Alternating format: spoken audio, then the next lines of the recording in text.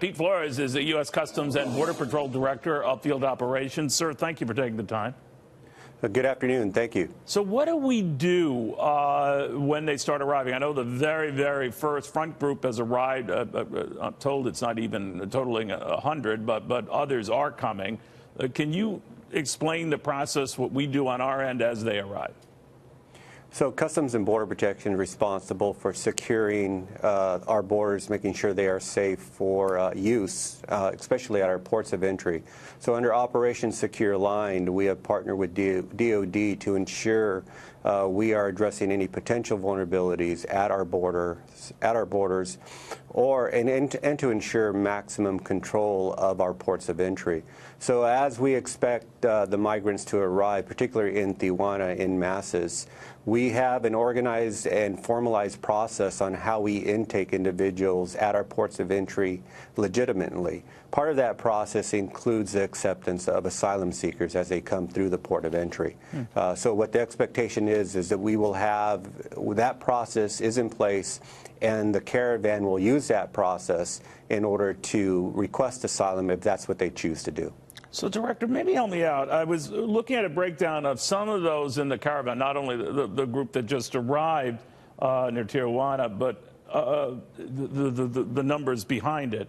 Many are Hondurans. They're escaping what they claim to be gang violence that threatened their lives and their families' lives. In the case of Nicaraguans, there's been a political crackdown in that country, so they're escaping.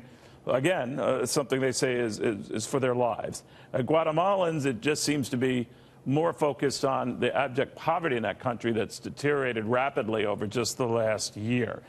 So do any of those cases meet the technical definition of asylum, and then how do you prove that? I think an imminent threat to your life or if your family's been targeted is one thing. Generically escaping a country because it's poor is another, right? So what do you do?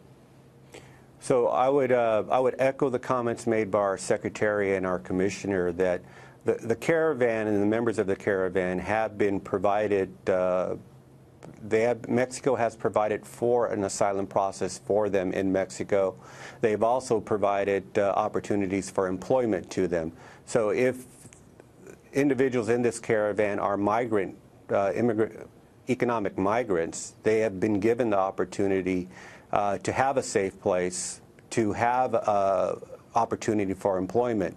For those that have chosen not to take that opportunity and continue to the border, and who will show up at our borders here in the San Diego-Tijuana area, we will take them in, we will take their claims, and then we will put them through the process with USCIS in order to validate those claims and adjudicate them. So if there are 2,500 or so, I believe we're told, and correct me if I'm wrong, Director, by Mexico that you could have haven here, jobs here, citizenship here.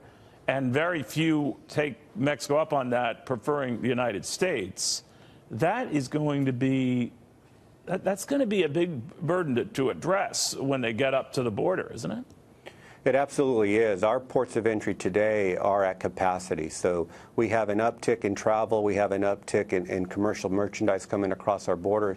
We have an uptick of enforcement in what we're seeing in opioids, methamphetamines, and dealing with those type of normal enforcement concerns that we have to adjudicate every single day. To add on the asylum process and this administrative process on top at our ports of entry will significantly impact what our ability is to process those. In San Diego, we have a queue-in process today, queue management process on how we handle asylum seekers today. Because of the impact we're already seeing at our ports of entry and the capacity concerns we have with being able to process and hold individuals until we can put them into the asylum process. All right. Pete Flores, thank you very much.